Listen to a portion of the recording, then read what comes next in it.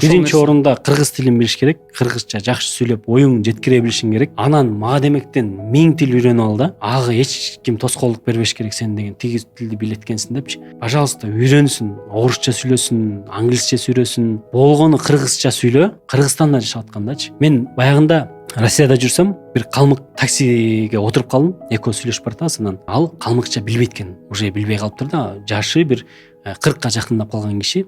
Мен ата-энем эле бир аз билет дейт, бирок дейт, мен уже билбей калдык дейт. Якутияга бардым былтыр. Якуттар жүрөт, баласынын аты Сергей, Антон. Кебете Сергей менен Антонго вообще окшошпойт да. Ал мындай якуттардын эме кебетелери кыргыздарга окшош го. Алар өздөрүнүн тилдерин унутуп калган, бирок мындай өтө жаман көрүнөт экен да.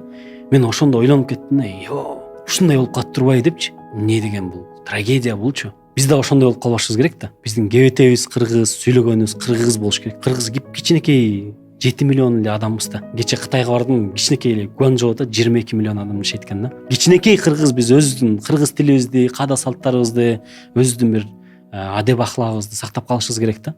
Эң башкысы бул тилден башталып атпайбы?